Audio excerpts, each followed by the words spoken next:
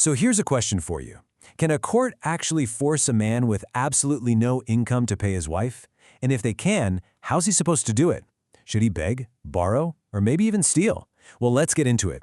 Because back in 2010, a huge case in India's High Court tackled this exact issue. And believe me, the answer was a complete game changer.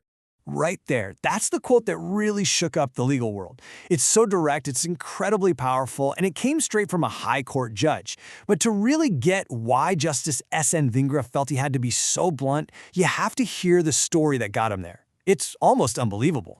Okay, so the case was Sanjay Bhardwaj versus the state. And this wasn't just another run-of-the-mill marital dispute. No, this thing became a total battleground over the very definition of a husband's duty in this day and age.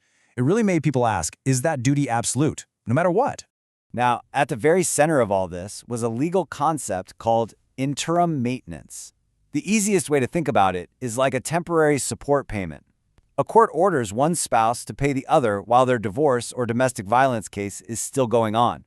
It's really meant to make sure the financially weaker person isn't left high and dry during the legal fight. And this is where the story takes a wild turn. Before this case ever got to the High Court, two different lower courts looked at the husband's situation. He showed them clear, hard proof that he was unemployed and had zero money coming in. So what did they decide? He still had to pay. So you're probably wondering, how on earth did the High Court come to a completely opposite decision? Well, it's because the husband, Sanjay Bhardwaj, was trapped in what you'd call a classic catch-22. It was an impossible situation. And just look at this table. You can see the professional balance between them. This wasn't a case of some high-flying husband and a financially dependent wife. Not at all. Both of them were highly educated, both had master's degrees, including MBAs, and both had really good careers before everything fell apart. This little detail, it becomes so important later. And get this. All of this legal drama, the court orders, the fight over money, it was all coming from a marriage that, for all practical purposes, lasted just 10 days. 10 days! After that, the relationship was totally over. This chain of events is really the key to the husband's entire argument. It went like this. The wife's legal complaint got his passport taken away. Because he couldn't travel for work, he lost his job as a manager in Angola. So now, he's stuck in India with no job and no income, a situation created by the very same legal case that was now demanding he pay up. And this was the amount. 5,000 rupees a month. Now, that might not sound like a huge fortune, but for a guy with official proof of zero income, it was an impossible ask. So this all sets the stage for the main legal clash in this whole case, a showdown between a person's potential to earn money and their actual current reality. You see, the wife's lawyers, they argued his duty to pay was absolute. They basically said, hey, look at his qualifications, look at what he used to make. He has the capacity to earn, so he has to pay. But the husband's lawyers fired back with, you can't pay bills with capacity. Look at his reality. He has no job, he has no money, and it was your actions that put him in this spot. And those first two lower courts, they totally bought the earning capacity argument. Their logic was pretty much, because he used to earn well and he was qualified, he had this unbreakable duty to provide for his wife, no matter what his current situation was.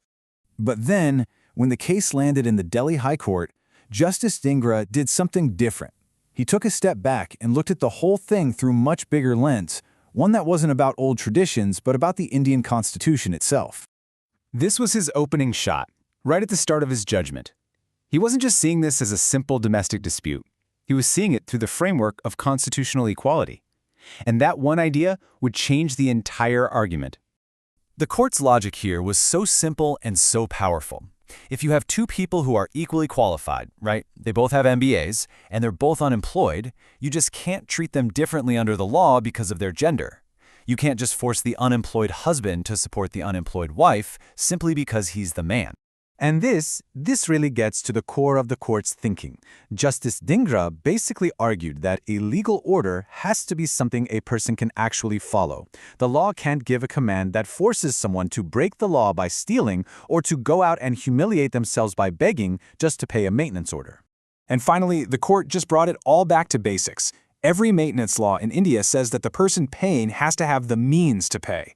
The husband had proven, without a doubt, that he had no means. So the order to pay was fundamentally breaking the very spirit of the law itself. So with those principles laid out so clearly, the final verdict was pretty much a sure thing.